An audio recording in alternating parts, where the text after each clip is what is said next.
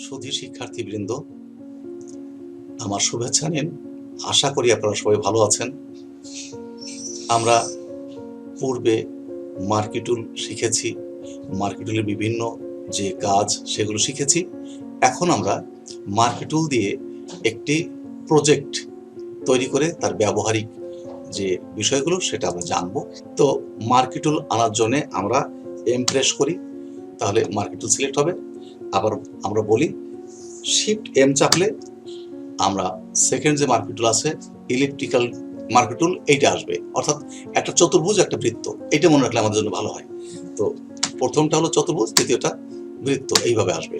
তো এইটা দিয়ে আমরা কি প্রজেক্ট করতে পারি আমরা একটু চেষ্টা করি, দেখি কি করা যায়। তো আমি একটা ব্যাকগ্রাউন্ড লেয়ার নিলাম আর সামনে উপরে একটা ব্ল্যাঙ্ক লেয়ার নিয়ে এখানে কাজ শুরু করি। ধরি এখানে আমি হালকা রঙের বা একটা নীল রঙের এটা নিলাম। এই যে আমি একটা দণ্ডর মতো আঁকলাম। আচ্ছা, এইটাকে আমি এই নীল রং দিয়ে ফিল করব। অল্টার ব্যাকস্পেস, নীল হয়ে গেল। কন্ট্রোল ডি দিয়ে ডিসিলেক্ট করলাম। এখন আমি এটাকে একটা নতুন লেয়ার দেবো, কন্ট্রোল জে দিয়ে। একটা লেয়ার হয়ে গেল।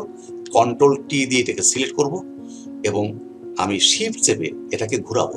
এই যে ঘোরালাম, এটুকু থাক। তো আবার এন্টার দিয়ে এটাকে আমি ফিক্স করলাম। আবার কন্ট্রোল জে দিয়ে আর একটা লেয়ার নিলাম এবং আবার কন্ট্রোল টি দিয়ে সিলেক্ট করলাম। আমি আবার শিফট চেপে এটাকে ঘোরালাম, এন্টার দিলাম। আবার আমি কন্ট্রোল জে নিলাম, আবার টি নিলাম, কন্ট্রোল টি, আবার শিফট চেপে এটা ঘোরালাম। এই যে ঘুরলো, এন্টার দিয়ে এটা সিলেক্ট করলাম। আবার আমি জে নিলাম, আবার কন্ট্রোল টি, আবার আমি ঘোরালাম শিফট চেপে, এন্টার দিয়ে ফিক্সড করলাম। আবার কন্ট্রোল জে নিলাম, আবার কন্ট্রোল টি নিলাম, আবার শিফট চেপে এটাকে ঘোরালাম মাউস ধরে।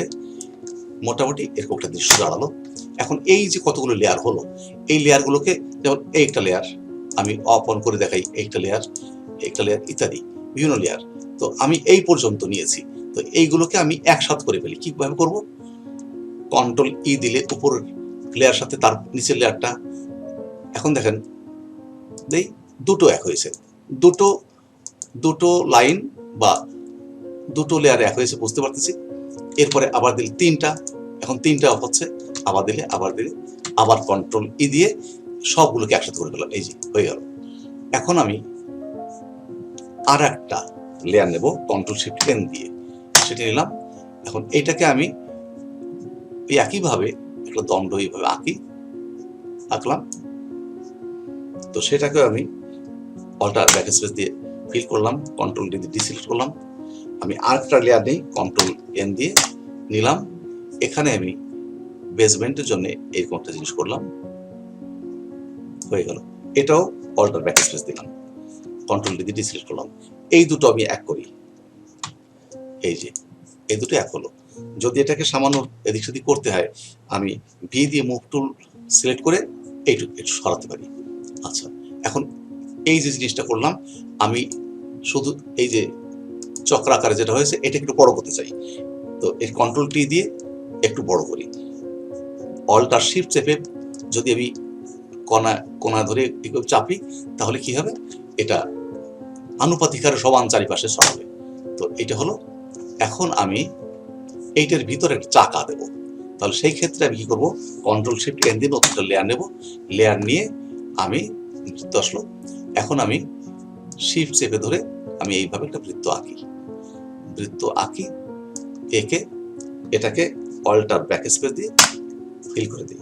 কন্ট্রোল ডি দিয়ে ডিসিলেক্ট করি, ভি দিয়ে মুভ টুল আনি, এর নিচে আনি। তো এটাকে একটু নিচে আনি, কন্ট্রোল থার্ড ব্র্যাকেট শুরু যেটা ওইটা যাই, দেখবো এরকম হয়েছে। এখন যদি আমি এটাকে কন্ট্রোল টি দিয়ে সিলেক্ট করে এটাকে সমানভাবে এইভাবে করি, তাহলে মোটামুটি দেখতে পাবো চারিপাশ থেকে সমানভাবে একটা এরকম একটা ব্যাপার ঘটেছে। তার আমি যদি এই দুটো লেয়ার যদি এন্টার দিয়ে সিলেক্ট করি, এই দুটো লেয়ার সিলেক্ট করলে এখন আমি এই প্রপার্টিসে যাব। এইটা দিলে উপর নিচে সমান হবে, এটা দিলে ডানে বামে সমান হবে। অর্থাৎ আমি আরেকটা বুঝাই যে ধরি বৃত্তটা এদিক সেদিক আছে, এই বৃত্ত এবং চক্র মানে চাকা এই দুটোকে সিলেক্ট করে আমি দিই এইখানে এই উপর নিচে সমান হবে, এইখান দিলে ডানে বামে সমান হবে। আর এখন যদি আমি এইটাও সিলেক্ট করি, তখন যদি আমি এই ডানে বামে সমান করি, এই সমান হয়ে গেল। তো এই হলো ব্যাপার। তো এইখানে আমি একটা কাজ করি, কাজটা হলো এই যে এখানে আমি কন্ট্রোল জে দিয়ে বৃত্তটা আর একটা নেই, তো উপরের বৃত্তটাকে কন্ট্রোল টি দিয়ে সিলেক্ট করে এটাকে একটু ছোট করি, এই সাইজ করলাম, ছোট করলাম। এখন যদি আমি কন্ট্রোল চেপে এই বৃত্তটার উপরে ক্লিক করি তাহলে বৃত্তটা সিলেক্ট হয়ে গেল। এখন যদি আমি ডিলিট দেই তাহলে কিন্তু এটা মুছে যাবে, এই অংশটা মুছে গেছে। এখন আমি নিচের লেয়ারটাকে সিলেক্ট করে যদি এখন ডিলিট দেই তাহলে ভিতরটা মুছে গেল। নিশ্চয়ই বুঝতে পারছি আমরা যে আমার কাজটা কি। এখন কন্ট্রোল ডি দিয়ে ডিসিলেক্ট করি, এই লেয়ারটা আমি মুছে ফেলতে পারি, এটা কিছুই নাই, এটা ডিলিট দিলেই মুছে যাবে গেল। তো এটা চক্র হয়ে গেল। এখন আমি যদি এইটা এবং এই চক্র দুটোকে এক করতে চাই, কন্ট্রোল ই দিলে এইটা আমার এক হয়ে গেল, এই যে এক হয়ে গেল। এখন থাকলো আমার এই দণ্ডটা দিয়ে নিচ থেকে আমি ভি চেপে কি করলাম, এই হয়ে গেল। তো দেখতে পেলাম যে হুইলের একটা অ্যাডভার্টাইজমেন্ট যেভাবে দেয় সেরকম একটা জিনিস হলো। তো আমি এই দুটোকে এক করে ফেলি এখন, অর্থাৎ নিচের লাঠিটাকে এবং চক্রটাকে দিলাম, এখন এক হয়ে গেল। এখন এইটাকে আমি একটা ঘরের মধ্যে সাজাতে চাই, সেইভাবে কিভাবে করবো কাজটা? তাহলে আমি চক্রটাকে আপাতত হাইড করে রাখি, চোখটা বন্ধ করে দিলাম, কন্ট্রোল শিফট এন দিয়ে নতুন লেয়ার নিলাম। কন্ট্রোল শিফট এন দিয়ে নতুন লেয়ার নেওয়ার পরে আমি এখানে এই মার্কি টুল নিয়ে শিফট চেপে ধরে একটা চতুর্ভুজ আঁকলাম, অল্টার ব্যাকস্পেস দিয়ে এটাকে ফিল করলাম, কন্ট্রোল ডি দিলাম। এখন আমি আর একটা মার্কি টুল নেব একই সাইজের, সরি সেটা নেব নতুন লেয়ারে, কন্ট্রোল শিফট এন দিয়ে নতুন লেয়ার নিলাম। সেইখানে আমি একই সাইজের, ঠিক সেম সাইজের আরেকটা নিলাম। এইটাকে আমি হয় নাই, কন্ট্রোল ডি দিয়ে আমি একই মাপের, এটা খেয়াল রাখতে হবে একই মাপ হতে হবে, নিয়ে আমি এটাকে অন্য কালার দিয়ে ফিল করবো।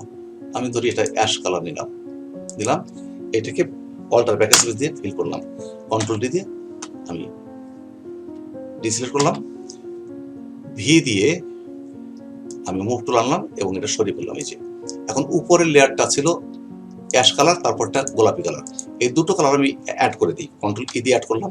এখন কন্ট্রোল জে দিয়ে এটাকে ডুপ্লিকেট করলাম, এইভাবে আমি আরেকটা নিলাম, নিয়ে ঠিক সেম ভাবে কন্ট্রোল ই দিয়ে আমি দুটোকে এক করে দিলাম। আবার আমি কন্ট্রোল জে দিয়ে আরেকটা নিলাম,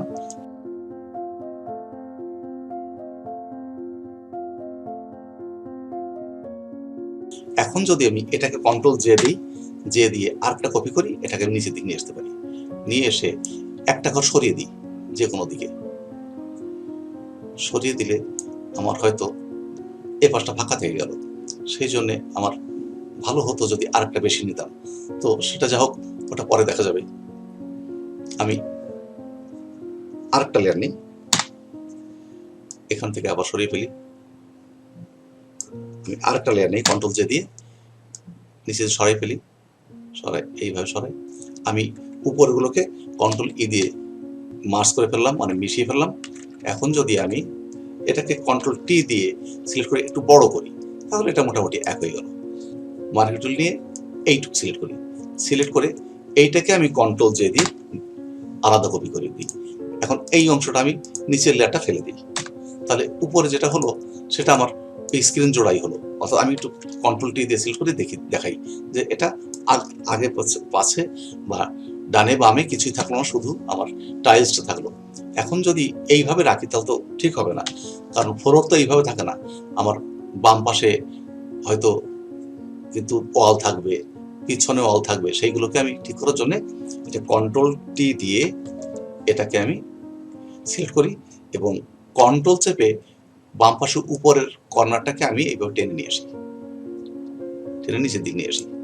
ঠিক ডান পাশেরটাকে একইভাবে আমি নিচের দিকে আনি। তো এটা একটা ভালো বুদ্ধি হয় কি, আমি যদি উপর থেকে রুলারটা টেনে নিয়ে আসি, রুলার এখানে মাউস নিয়ে আমি টেনে নিয়ে আসবো। এখন রুলার যদি না থাকে সেই ক্ষেত্রে কি করবো, ভিউতে গিয়ে রুলার যদি আনি, এই যে দেখি আমি রুলার Ctrl+R, ভিউতে গিয়ে আমি রুলারটা আনতে পারি। এই যে আনলাম। এখন আমি এইখানে এরকম একটা চিহ্ন দিয়ে রাখি, আর ডানে বামে মোটামুটি একটা চিহ্ন দিলেই হয় যে আমি এই বরাবর নিলাম আর ডান পাশে এই বরাবর নিলাম। আমার ওয়ালটা এই ফ্লোরটা এইটুক জায়গায় থাকবে, অবশ্য এটুক না, আর একটু নিচু করি, এটুক জায়গায় থাকবে। এখন আমি আমার এই টাইলসটা সিলেক্ট থাকা অবস্থায় Ctrl+T দিয়ে সিলেক্ট করলাম এবং কন্ট্রোল চেপে উপরের বাম পাশ থেকে টেনে নিয়ে এই কর্নারে লাগালাম। ঠিক একইভাবে আমি ডান পাশের উপরের কর্নারটাও টেনে এই সংযোগ স্থলে নিয়ে আসলাম। এখন আমি এটা দিয়ে সিলেক্ট করে দিলাম। এখন যদি আমি এইটুক জায়গায় সিলেক্ট করতে চাই, মানে এইটুক আমি অন্য রং করতে চাই, সেই ক্ষেত্রে আমি করতে পারি যেটা সব ক্ষেত্রেই একই নিয়ম, যে আমি নতুন নতুন লেয়ার নিয়ে এইভাবে আমি করতে পারি।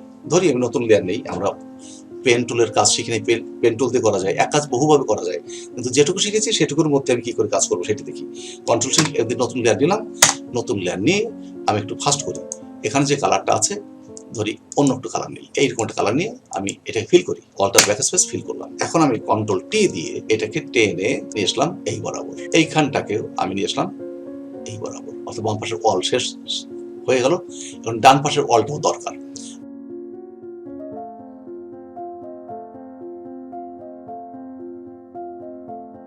মোটামুটি ঘরের মতো হলো। যদি মনে করি ব্যাক স্পেসটাকে আমি একটু কালার করতে চাই, করতে পারি। Ctrl+N দিয়ে নতুন লেয়ার নিলাম, নিয়ে এটাকেও আমি ভিন্ন একটা কালার দিতে পারি, হালকা করে দিলাম, অল্টার ব্যাকস্পেস দিয়ে হালকা রং দিলাম। এইটাকে নিচে নিয়ে আসি, কন্ট্রোল থার্ড ব্র্যাকেট শুরুটা নিয়ে নিচে নিয়ে আসলে এরকম একটা রং হয়ে গেল আমার। তো এখন যদি আমি আমার হুইলটাকে অন করি, এরকম হয়ে গেল। এখন তারপর দেখা যাচ্ছে হুইলে যে নিচের স্ট্যান্ডটা ওটা কিন্তু দেখা যাচ্ছে না, এর কারণ হলো আমার এইটা দ্বারা ঢেকে গেছে। তো এইটাকে আমি নিচে নিয়ে আসি, কন্ট্রোল থার্ড ব্র্যাকেট শুরু দিলে হয়ে গেল। এই যে আমার বিষয়টা মোটামুটি দাঁড়ালো, আমি এটাকে সরিয়ে এই পজিশন নিয়ে আসি। এখনো একটু কাজ আছে, এটাকে রিয়েলিস্টিক করার জন্য আমি যে কাজটা করতে পারি, আমি রুলারটা সরিয়ে ফেলি, রুলারগুলো সরিয়ে ফেলে আমি এটাকে আরেকটা কপি করি। এটা একটা ছিল, আরেকটা কপি, Ctrl+J দিয়ে আরেকটা কপি করি। কপি করে আমি আগেরটা হাইড করে দিই। কপি করে এখানে আমি কন্ট্রোল চেপে ধরে এর উপর ক্লিক করলে আমার চাকাটা পুরো সিলেক্ট হয়ে যাবে। এই অবস্থায় আমি ফোরগ্রাউন্ড কালারে যাই, এখানে আমি অ্যাশ কালার নেই, অ্যাশ কালার নিয়ে এটাকে ফিল করি, অল্টার ব্যাকেস দিয়ে অ্যাশ কালার দিয়ে ফিল করলাম, Ctrl+D দিয়ে এটা ডিসিলেক্ট করলাম। এখন এই বিষয়টা আমি যেটা করব, Ctrl+T দিয়ে সিলেক্ট করে এটাকে আমি বাঁকা করব, এইভাবে বাঁকা করব। এর কারণ হলো এটাকে আমি ছায়া হিসেবে দেখাতে চাই। এই যে হলো ছায়া পড়েছে, এন্টার দিলাম। এখন উপরের অংশটা তো আবার পিছনের দেয়ালে পড়লো, ওইটা তো বাঁকা হয়ে থাকবে না, সেই জন্য আমি মার্কি টুল নিলাম, নিয়ে এইভাবে সিলেক্ট করলাম। সিলেক্ট করে এইটাকে আমি কেটে আলাদা লেয়ার নিয়ে যাব। কেটে আলাদা লেয়ার নেওয়ার জন্য আমি Ctrl+Shift+J দেবো। Ctrl+Shift+J দিলে এটা অন্য লেয়ার হয়ে গেল। এখন আমি Ctrl+T দেই, এইটা আবার আগের মতো সিলেক্ট হয়ে গেল। এখন এইটাকে আমি আবার খাড়া করি, এটা খাড়া যদি করি তো দেখা যাচ্ছে কি ছায়ার মতো হলো। ছায়ার মতো বিষয় যেমন হয়ে থাকে আর কি, তো যেমন কল্পনা করে সেরকম করা সম্ভব। আমি উপর থেকে সরিয়ে নিই, এই সরলাম, এইভাবে এটা দিই। এখন এই যে হলো উপরের অংশ, এই যে নিচের অংশ, এই দুটো অংশকে আমি জুড়ে দিতে পারি। এখন যদি আমি এটাকে অপাসিটি কমিয়ে দিই, 50% দিলাম, 50%, ছায়া তো অত ডিপ হয় না, তো এইটাও 50% করে দিই, মানে নিচের স্ট্যান্ডটাকে 50% অপাসিটি করে দিলাম। এখন কম দেখা যাচ্ছে। তো এইটা যদি এখন এইভাবে দেই তাহলে বোঝা যাচ্ছে যে একটা চাকা এবং তার আবার ছায়া পড়েছে। কিন্তু এইখানে ছায়াটা, এই যে এই অংশের ছায়াটা যেহেতু এটা উপরে ছিল, তখন দেখা যায় এই চাকার উপরেই ছায়াটা চলে আসছে। তো ছায়াটা আমি যদি নিচে নিয়ে আসি তাহলে ছায়াটা আড়াল পড়ে গেল। এখন মোটামুটি একটা রিয়েল ব্যাপার বোঝা আছে। তো এইটা সত্যি করে তোলা যে কৌশল, এইটা আমি শিখিয়ে দিলাম। এখন এটাকে চর্চা করে করে করে করে নিজেরা নিজেদের ডেভেলপ করলে আশা করি সমস্যা হবে না।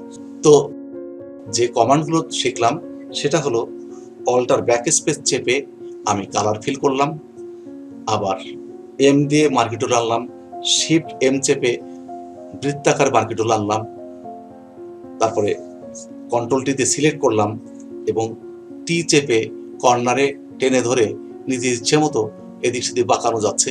এই বিষয়গুলো আপনারা চর্চা করবেন। আশা করি এই মার্কি টুলের বিবিধ ব্যবহার এবং অনেক ভালো ভালো ব্যবহার আপনারা সামনে করতে পারবেন। তো আগামী ভিডিও দেখার আমন্ত্রণ জানিয়ে আজকে আমি এখানেই শেষ করি। ধন্যবাদ।